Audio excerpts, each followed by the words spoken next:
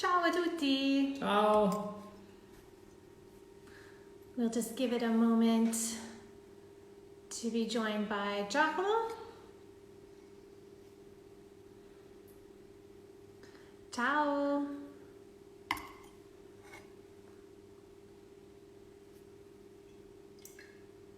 Hi, Jason.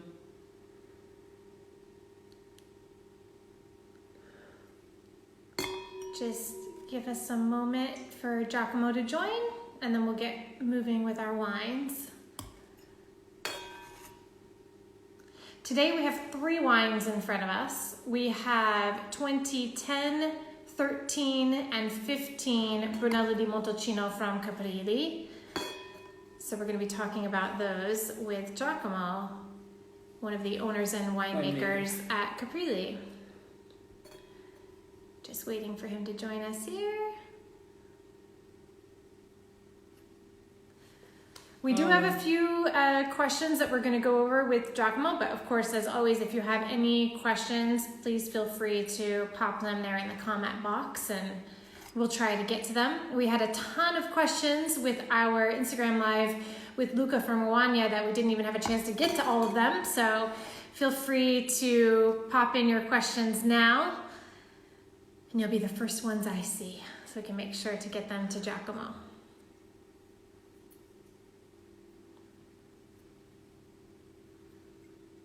Just waiting for Giacomo to join us.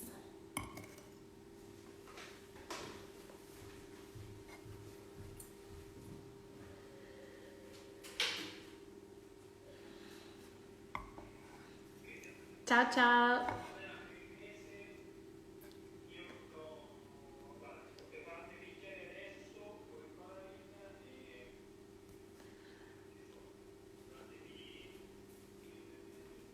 So like I said, we have Brunello di Montalcino from Caprili. We have 2015, 2013, and 2010. And so far, very impressed with 2015, right? We did taste them at the Anteprima Benvenuto Brunello last February, which had 15 minutes, so we tasted many different Because the 15 ones. is the newest release for Brunello. Yeah. And it is a fairly warmer vintage, like, showing a beautiful fruit expressiveness. It's very elegant, but still with the classic farmyard earthy notes. Eccolo qui. Ciao. Hi there. Ciao, Hi there. Sorry for delay. No worries. We already started tasting a little bit. Okay, so that's fine. I mean, that's the good part. Tutto bene, tutto bene. Queste prime domeniche di congiunti. Sì, with the family. We can see the family in Italy. Yeah. Phase 2. With our phase 2. In fact, I was at my cousin's house, so that's why I'm running a bit late. So No 3 minutes worries. late. It's a relaxing day, no worries. Yes. So let's start with some introductions, and then we'll get going with our tasting. So for those of you who don't know us at Swirl the Glass, I'm Jenny and this is Cristian, and we are Swirl the Glass. We have a wine tour and tasting company on the Amalfi Coast in Positano. And we are joined today from Giacomo Bartolomei from Caprili Winery. So if you want to introduce yourself, Giacomo. Ciao, hello to everybody. I'm Giacomo from Caprili, Montalcino, Tuscany, and I'm the 4th generation of this estate to represent by. We are a family business since 1965 in Montalcino. Started with my great grandfather Alberto, then my grandfather Alfo, and then all the others, starting from my father, my uncle, and my aunt that are still on the estate and running out the works out. So that's which is the major part today. Nowadays. I mean, that's the thing. So yeah, we are based here in southern Tuscany. We can say Montalcino is a southern part of Tuscany. We are 110 kilometers far away from Florence, southern, and 200 kilometers north to Rome. So we are almost in the middle, we can say. Siena is the closer big city, right? Yeah, exactly. Well, we have the same wines in front of us today, don't we? Yeah. We have I try to show up. We have 2010, then 2015, and 2015. So the thing that I was not wrong is just okay.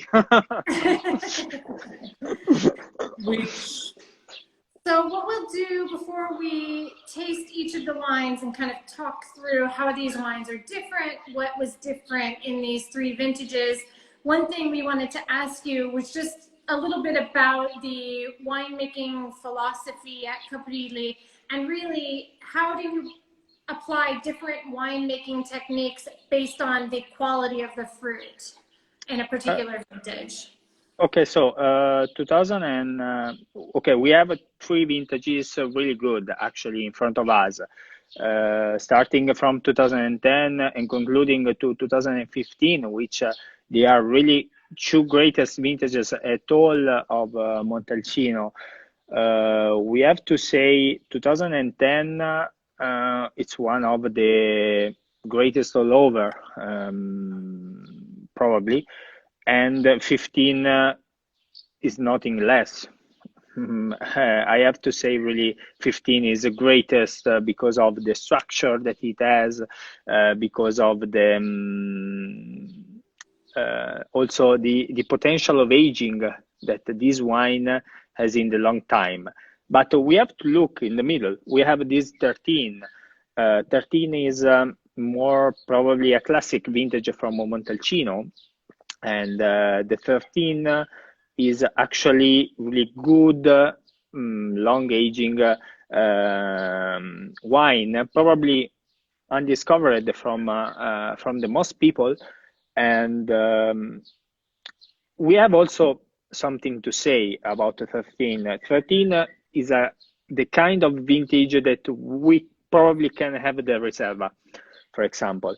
But in this unfortunately, in this vintage, the day of picking of the Reserva, we just had a problem with the rain just upstairs of us, which was not able to consent to have the fruits really good for having the Reserva.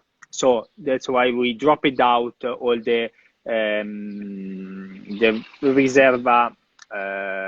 Reserva into the Brunello. So we are actually drinking three vintages with two without any Reserva grape, so 10 and 15, and 13 which is having the grapes of the Reserva inside, in the regular Brunello.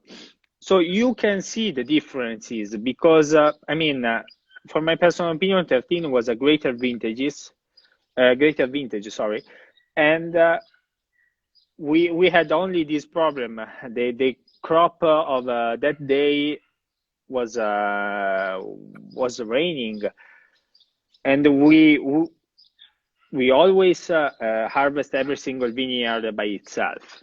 Mm-hmm. So every single vineyard is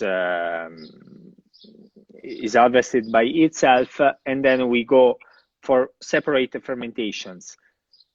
The thing was, at the end of the fermentation, we saw that this raining day was affecting a lot the grape consistency for the Reserva, and we decided at all to drop down all the production to the regular Brunello, because it was not having the for us the things to be the Reserva. This is this wasn't really a greater thing for us, because I mean, when we are out with the reserve, we are just out with 3,500 bottles, yeah, it's also something worthy or not worthy for our balance too. Then we have to consider always this thing. But the thing that we want to consider about the reserva is when we don't see that the quality production is not really high, we don't want to produce it at all. So we drop down completely and we do Brunello only. So that's our idea and our vision. Giacomo, what do you look like in terms of like the health of the berry, of the grape, in order to decide to make the Riserva? We don't look only to the chemical parameters. So we don't look only to the acidity, to the alcohol, to the extract.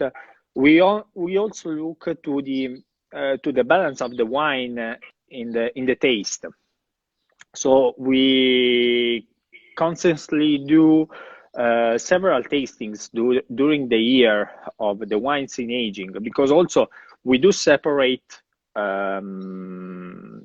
fermentations, but we do also separate aging of the wines. So Reserva is aged by itself, Brunello is aged by itself, and Rosso is aged by itself. So they are divided. So we look after 1 year how it goes with the wines, and then we decide, okay, these we drop down, these we elevate to the Brunello, or we drop down to the Rosso. So we mix the things. Of course, the Reserva remains always only that vineyard, the Madre vineyard from 1965. So no other vineyard is involved into the Reserva. The Reserva production. From the oldest vineyard. Yeah. The vineyard that is in front of me right now, but you can see, I probably can then look at with the smartphone, but yeah, it's only from that vineyard in front of us. That is from 1965. Then when we don't have any of that, it's going into the regular Brunello with all the other vineyards, starting from 15-year-old. It can happen in particular vintages also that some younger ones that can move on the Brunello production. Because usually the younger vines, they are used for the Rosso di Montalcino, right? Exactly. We use the younger ones for the production of Rosso di Montalcino. So we used to have vineyards between 5 and 15 years old for the Rosso di Montalcino. Over 15 years old, we are going to use the Brunello di Montalcino. So Giacomo, let me ask you, on the 2013, when you decided not to produce the Riserva, it was a decision made just because of the rainy day, because the rainy day during the harvesting time, or it was also how you were seeing the wine developing over the aging? We were looking on the 13 all over the whole year in general. We decided to pick the grapes from the vineyards, and that the thing was that we saw that this rain was affecting a bit the grapes, but we had decided to ferment by itself, to do all the things done by itself. That you would normally do for a Reserva. Yeah. Every single vintage, we decided to harvest all the vineyards by itself. So every single tank is dedicated to a single vineyard.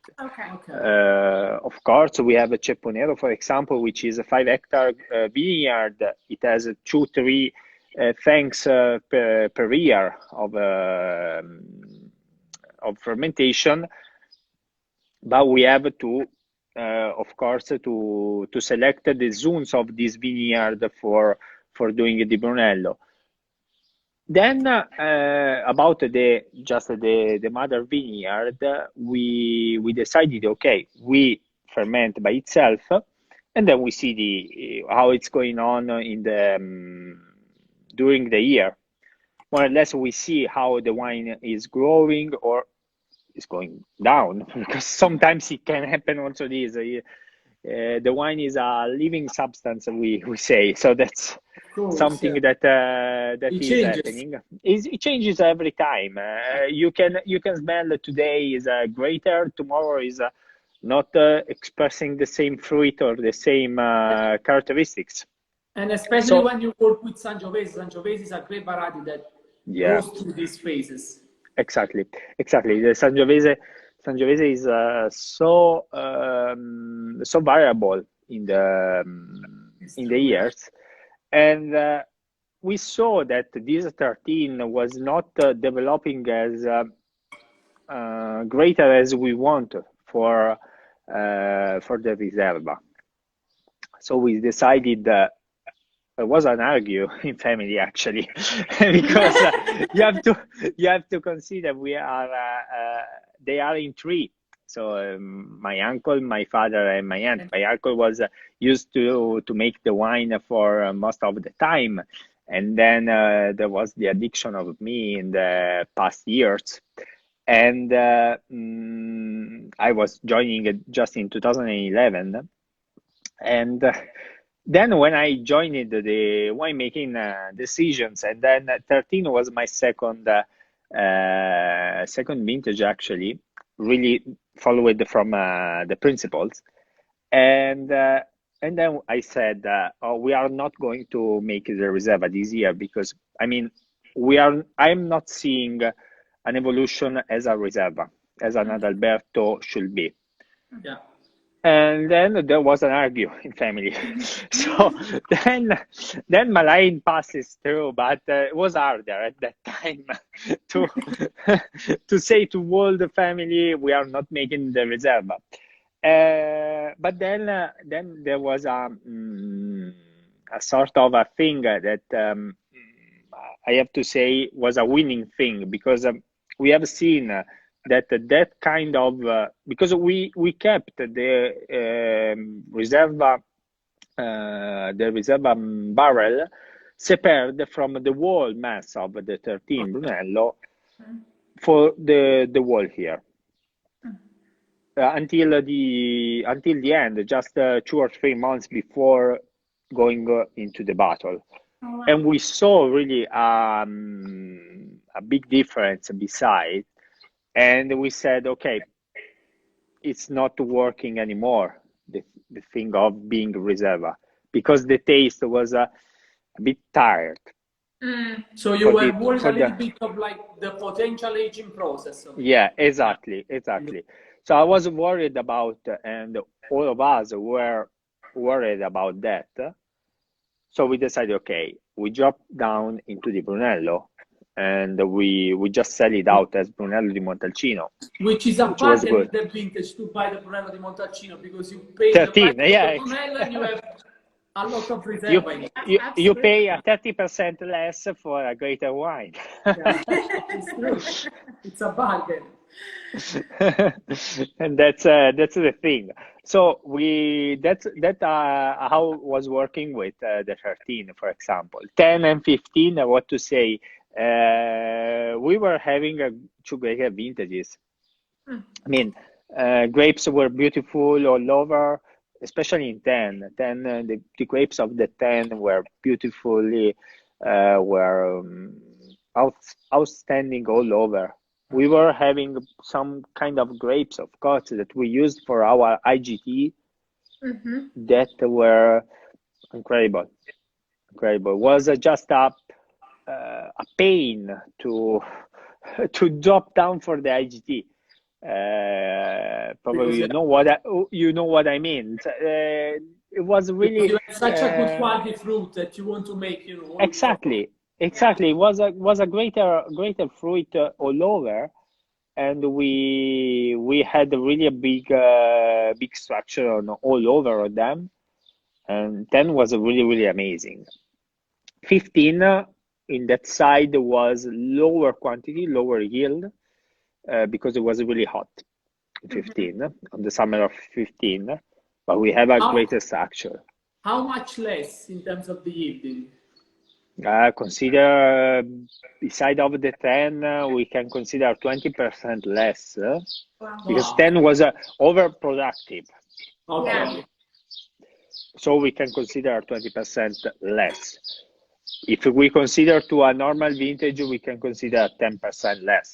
So which is not so much. I mean, but 15 was a greater, really great vintage, because the structure that it has, the potential of aging that these tannins are going to strengthen in.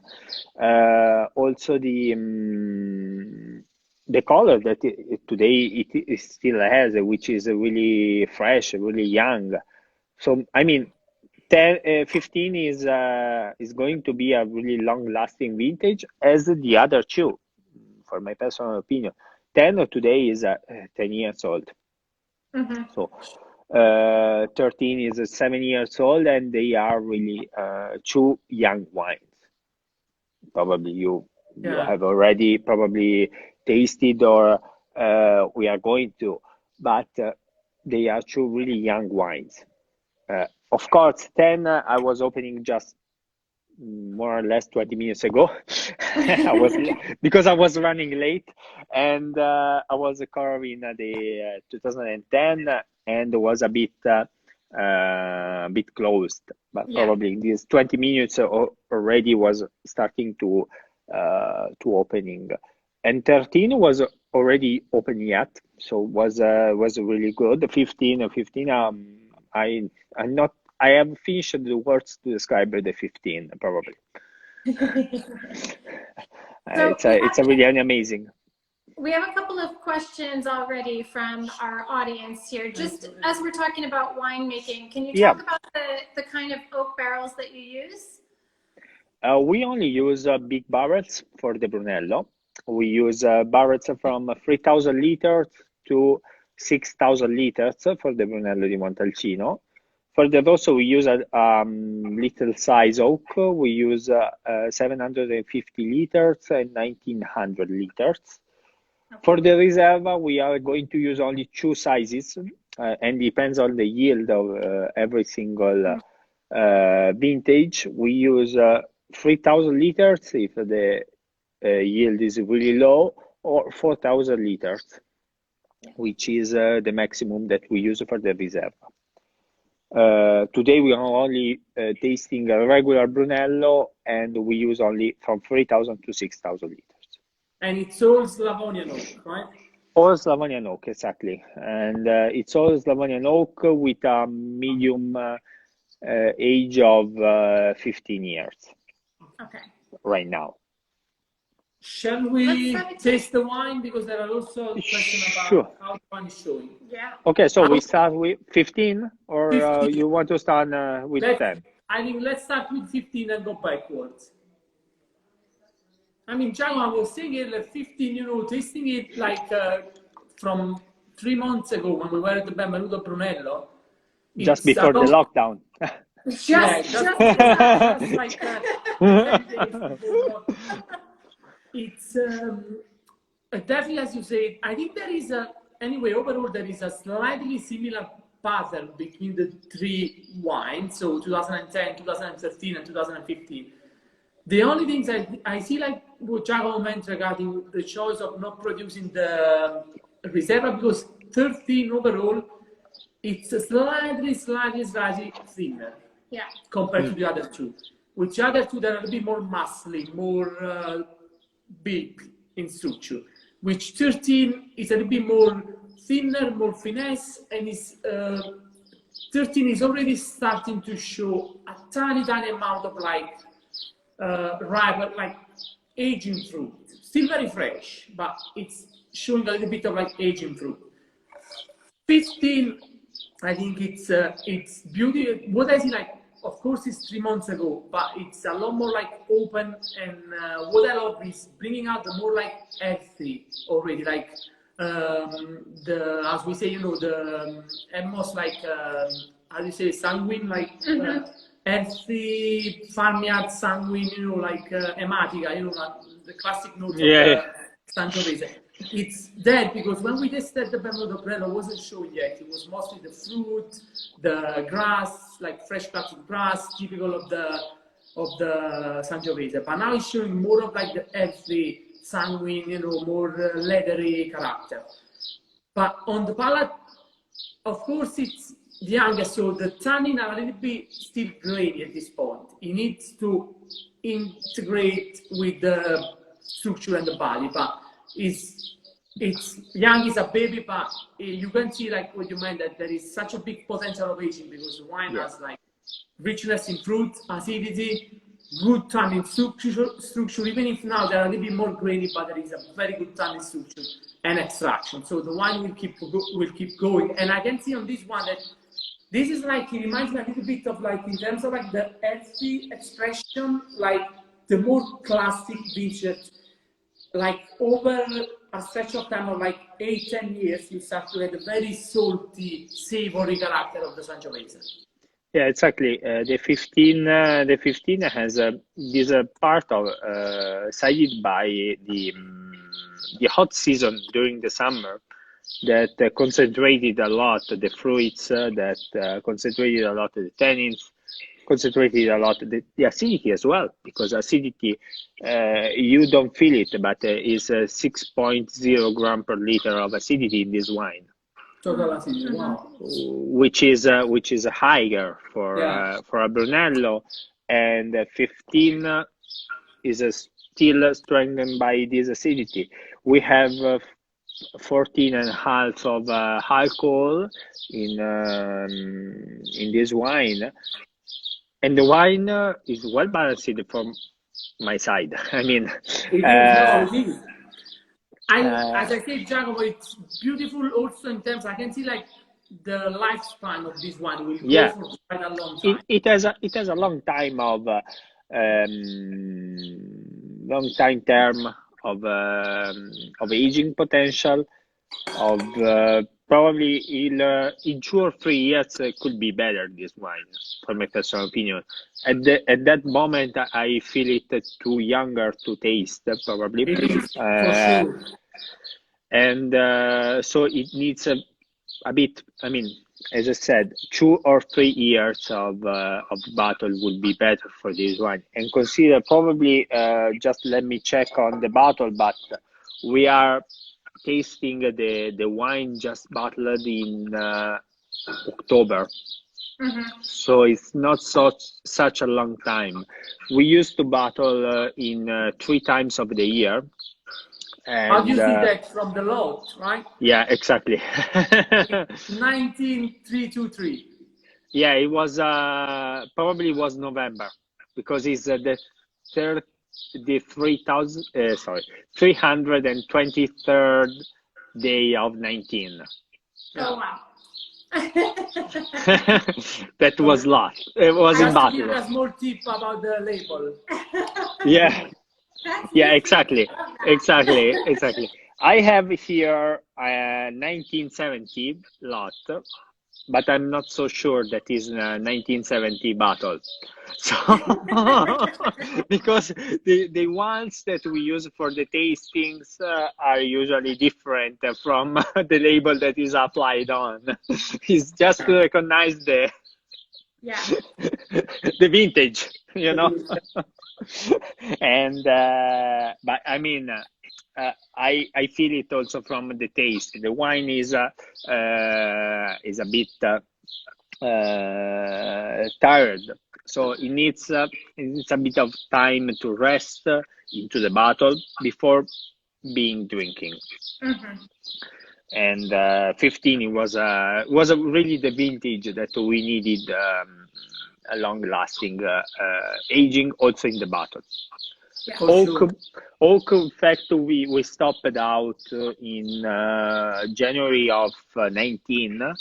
So January of 19, all the 15 was out from from the barrels, and we put it inside of a stainless steel tank to make the final mass, and then we moved into the concrete tanks. We separed the wines, so we had a part bottled already in March of 19, and then a part bottled in June, and then a part in October. So we divided in 3 times usually our bottlings of all over the year. This year was a bit harder to do it in March because, you know, as from the COVID-19, we were partially closing our estate. Usually in March, we are used to bottle our wines for the next year. This year, we have not already bottled any bottle of the newer Brunello that is coming to be. You should bottle in the 16. Yeah, we are going to bottle 16 in the next 2 weeks. Okay.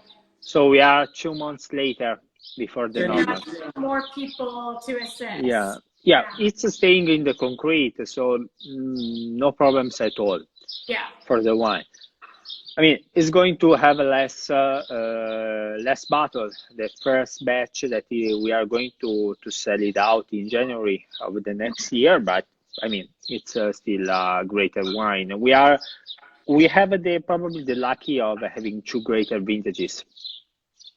15 right now, 16 just to follow. So we can be just lucky. Shall we taste the 13? Yeah, 13. I mean, the 13, it's, as I said, it's a little bit more delicate on the fruit. Yeah.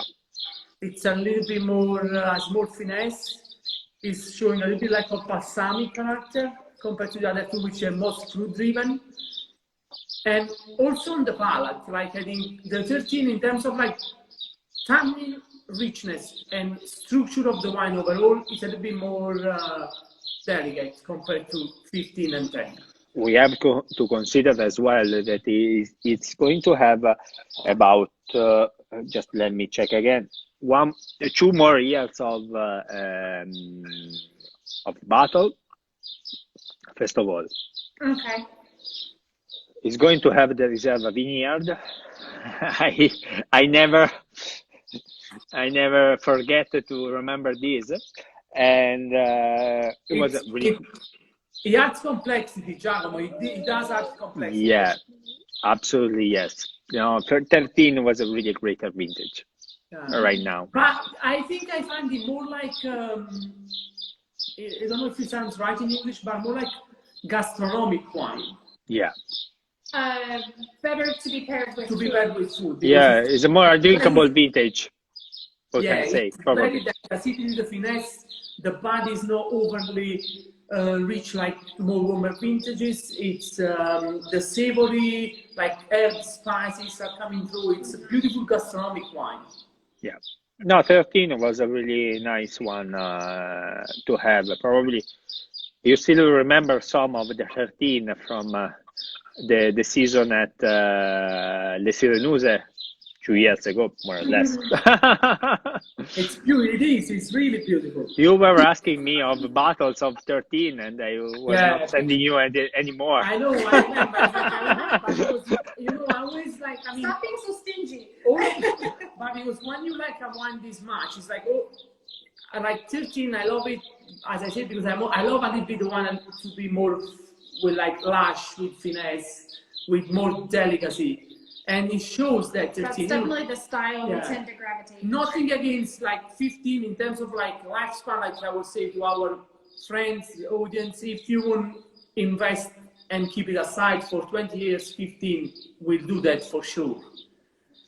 But if you want a wine to drink now and enjoy, and as I say, to pair with food, 13 is a beautiful, beautiful drinking wine. It's a really drinkable vintage right now. Because there is a perfect balance between fruit and savory earthy character. Yeah. And the tannin is very well integrated. It's not super grippy like sometimes from Sangiovese can be. Yeah, sure. That's really true. The 13 is having as you say, is having really a great finesse. That is probably the markup, we can say. I'm just collecting words from other sites, but even it's the markup of the 13 compared to probably to the other two ones, which are greater. 15 is a wine that has to be formed, so needs really still time. And then 10 is then we are going probably to taste now. 10 is still the mystic vintage, you know. So it's still needing time. Yeah. So let's take a taste. Let's taste the 10. I mean, the 10 again, it's still tight. I think it's still fairly young for a 10. Of course, it's much more open to the 15. There's no need to say because there is 5 years of difference, but it's still quite tight. You can see that it's a beautiful vintage, that the wine has such a lovely complexity. There is the fruit, there is again the balsamic. It's starting to show a little bit of like more riper, not dried fruit because it's very, very young, but more riper fruit. Let's do the palate. Yeah, you have to consider now it's well about 6 years, more or less, real 6 years of bottle today. So that's. Gianlo, I think the structure, the richness of the 10 is like he has a lot to. I think we are in the drinking window of the 10. Good. We had that question from one of our guests. I think it's just starting. Yeah. We are at the beginning. I was not finishing my phrase, but I mean we are at the beginning of the drinking window of the 10. Usually, you say with like Brunello, Sangiovese from Montalcino, you need to wait at least like 8-10 years to give its best. But I think with 2010 vintage, the richness, the structure, it's a powerful wine, but without being too overwhelming. So I see it's still at the very early stage of like his drinking. It's like the start to drink time. I think it's there, but it could. If you wait 2 more years, I think it's even better. Yeah, of course. It's also the characteristic of the Brunello. If you can wait more years, it could be better. But I mean, 10 right now is in the best drinking window time. 13 is already in the drinking window, but probably was also at the beginning. So was really a vintage, really good at that time. And 15 is harder right now. It's a greater wine, but it needs really time. And as I say, 2 or 3 years will be better for this wine. 10 actually is 5 years, we can say, because I mean nowadays we are out with the 15. 10 is 5 years older respect to the 15, and it's drinkable now. We can start to say that it's drinkable. It's so fresh. It's like high up, and the tannin, you can see that is now integrated. Of course, with Sangiovese you always feel it. But... Exactly. It probably in the taste is not ready yet, as in on the smell. Because on the smell, I mean, it's more open today than 5 years ago. On the smell, probably for my side, it's really at the right point to start to drink. On the taste, probably, we can still wait a bit. Yeah, because it's so powerful, and the tannins are so persistent. Tannin and depth, and richness, structure. It's a great. It has everything. It's a vintage that has everything. You can see it's an important vintage that were like the right weather condition in 2010, and it shows, as Giacomo said, the nose maybe you get a little bit more like developing fruit notes, like it's getting a little bit riper, but they're so beautiful, delicate red fruit, the red cherries, cranberries, the herbal spicy notes coming through, but it's still like fresh with the expression. It's still like juicy on the palate with a very high intense acidity and this freshness. The palate, of course, I agree with Giacomo, has more, much more freshness and youthful than what the nose shows, which is common with Sangiovese. It's always of course.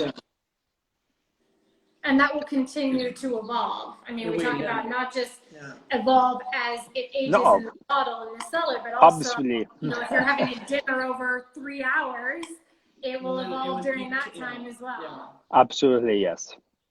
Absolutely, yes. Do we have any other questions from our followers? Feel free to jump in with any questions. I see someone noted that the Brunello got 95 points from Wine Spectator. I assume that's the 2015. The 2010 and 2015, these are two very like notable vintages. Yeah, I'd say like for all Italian wines. But amongst those three Giacomo that we're tasting today, as I already said, 13 stands out by itself a little, and 10 and 15 have something more in common. Yeah. We really can say this.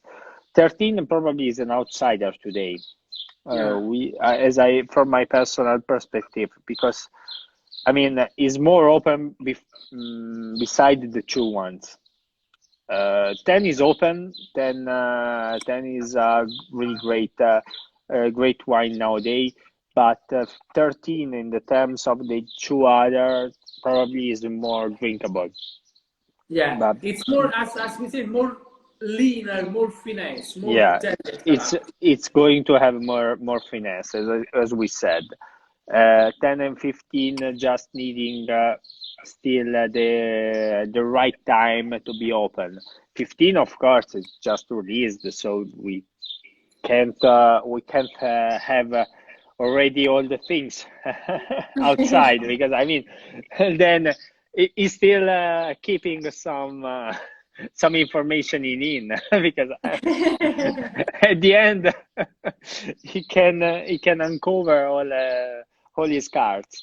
But 10 from this side, for example, is still uncover a bit. 13 is more open. 13 is enjoyable nowadays. For sure.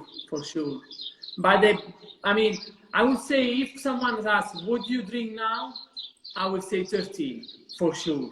Drink 13 because it's the one that has more finesse, more delicate character to go with food. Then, of course, 10 and 15 let it age 12, 15 years and start to drink it. For example, 13 and 14, we have to also to consider two vintages from the antipodes from their side. 13 was a greater vintage. We can say really a good/greater vintage. 14 was not really the greatest one, that we wanted to have every year like that. We have to be honest with that.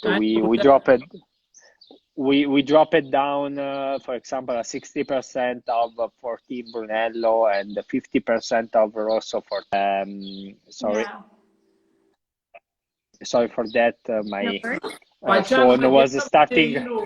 Making wine is like what nature gives you. So you have more difficult vintages. You have exactly. Vintages. You have rainy vintages. Exactly. But by the way, you were calling me last year and you said I want more 14, for example, and I told you I have finished it because I produced it less. You didn't produce as much. But even the wine was good to enjoy now. So But since you mentioned, also to make understand better to our friends that are watching us, 14, a lot of producers didn't even bottle Brunello. Yeah, was a drinkable vintage. That's why most of the producers didn't want to produce the 14 because Brunello was delivered, was communicated as a wine to drink after years. Yeah, not in the year, not in the year of production. What we produced, and it was really the 60% lower of our total production. Consider we produce around 40,000 bottles a year of Brunello di Montalcino, and we just produced less than 20,000 bottles of 14. That's a big difference. And what we produced for us was really the best pick of the 14. Then the rest was dropped down to the Rosso, and was not, and the one that was not good enough to be Rosso di Montalcino was dropped down to the IGT Toscana. Okay. But do you think you took a risk bottling the Brunello, or you felt confident with the small amount? No, I was confident. I was confident, and all the family was confident to battle 14 because we were thinking what we are going to battle was greater. Not to last, of course. Yeah. Just to make people understand, 14, the difficulties was because of the wet and cooler season, right? Yeah. Yeah, was the wet and rainy season, wet, unmatured grapes. So was really a harder vintage. Probably the hardest one since 20 years. Wow. And what we think that was good to be bottled was just this, I mean, less than 20,000 bottles of 14, and we bottled because we were confident of what we were bottling. But I assume you had to do a very attentive selection in the vineyards of the berry. Yeah. To make sure No, all the grapes were selected, all over of them. Yeah. So we really redefined all the grapes. We really all defined the vineyards. There was no difference between the reserve one, the mother vineyard, to the younger one. Okay. So we all selected. So there was no way to consider the wine. Yeah. Yeah. That's what the vintage keeps you. Yeah. Yeah, no, I mean the vintages are really affecting you so much. Yeah.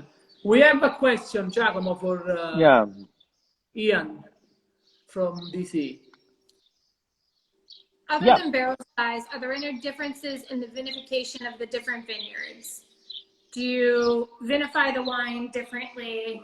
It depends on the parameters that every single vineyard it has. So we look primarily to the chemical parameters after 2 or 3 days that is in the tank. Every single vineyard, we make an analysis of all over them, and then we hardly select. We hardly see how it's answering to every single.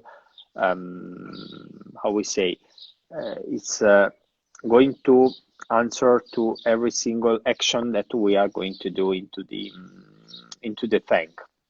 So if we are going to have 1 or 2 more pump overs, or even reducing one because it's going to be too much oxidated.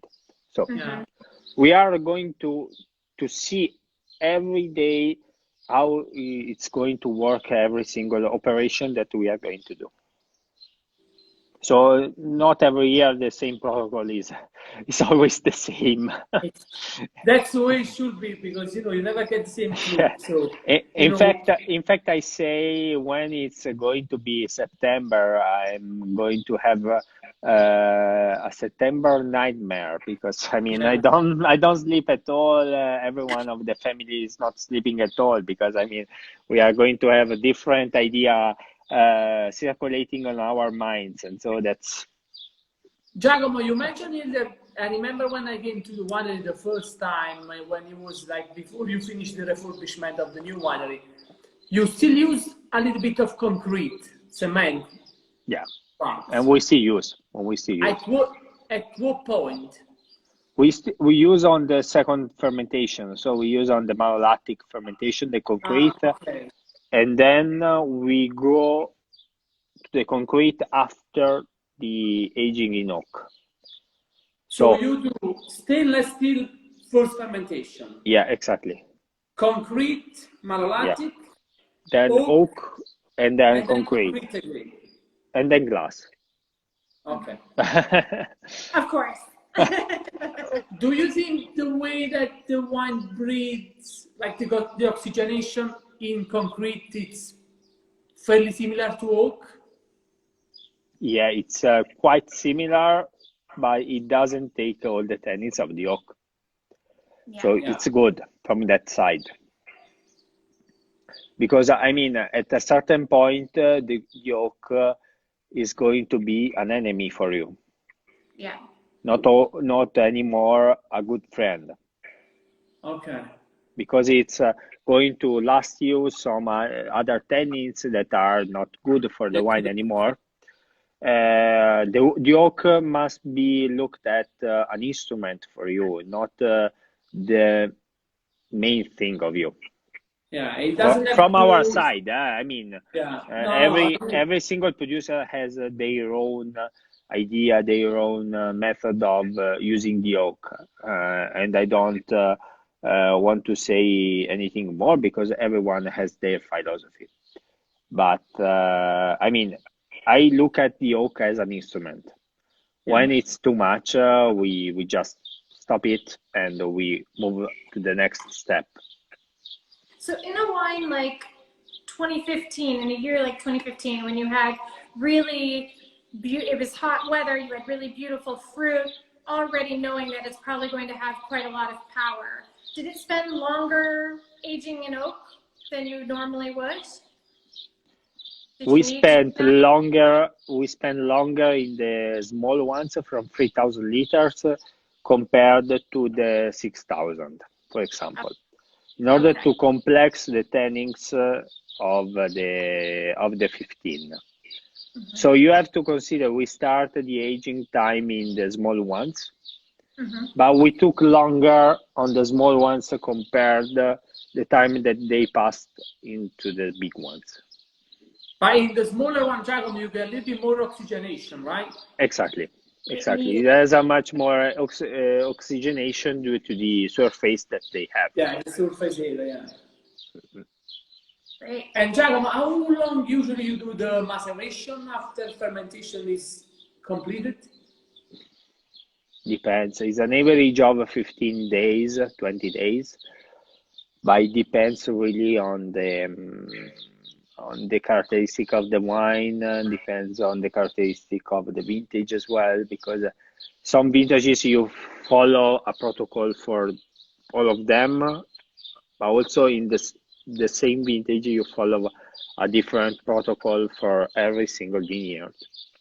So it's not really a science, exact science doing winemaking. We always say that it's never a precise science. Yeah. We can say 15 days as an average, but it can be 1 month or it can be 10 days for my from this side. So you know. You have to see what the wine is telling you. Yeah. That's how it should be. Yeah. Do we have other questions from people?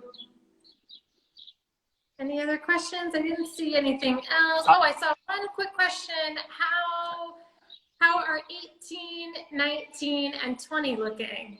Well, 20, 20, 20, 20, well, 20 well, is still flowering, as we Jacob, can let say. me ask you something related to 20. If I happened to you, because I was chatting to other colleagues, in Montalcino, and I heard that beginning of April, when there was a slightly colder night with a little bit of wind, in some places they had a little bit of frost, like the first of the second of Yeah, it April. was happening. It was happening mostly in the northern side of Montalcino.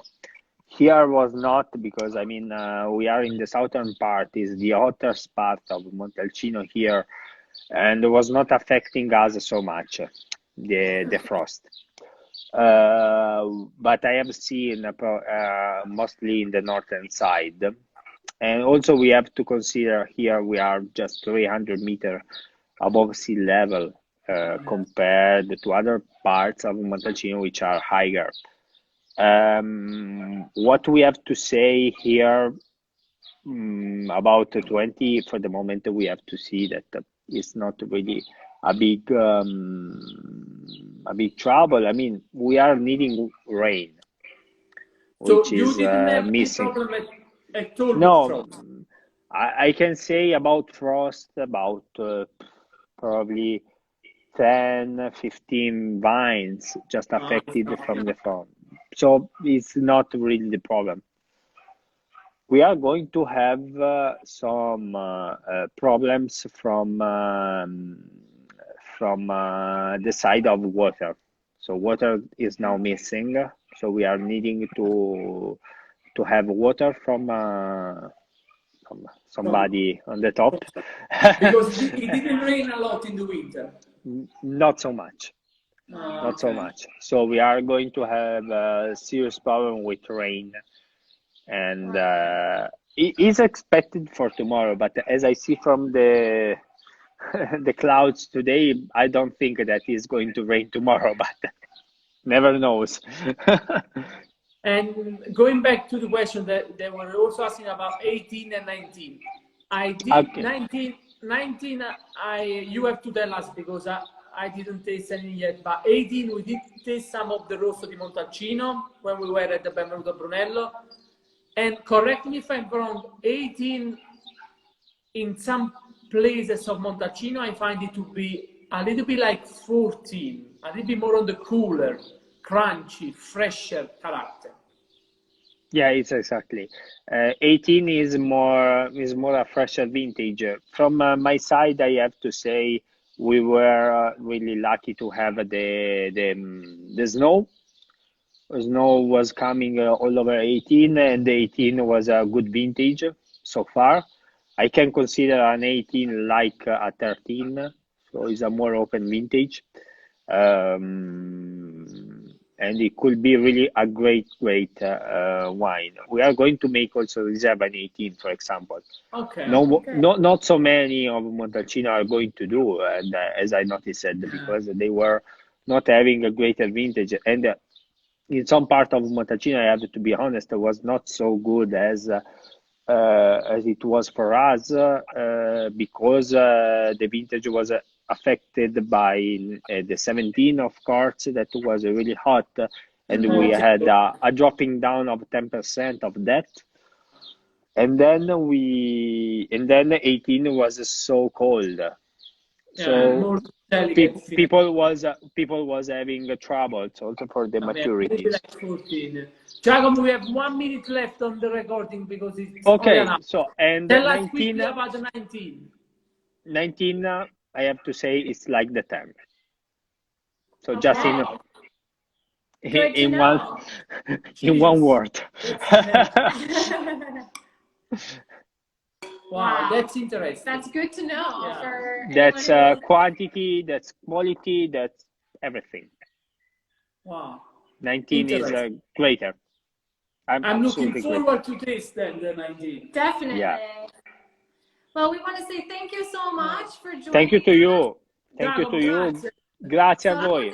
Again, I would say 13 if you like finesse, delicacy, and 10 and 15 if you like more bold richness wine. Grazie, ciao. Grazie mille. Ciao, grazie. Ciao. Ciao, ciao. Ciao.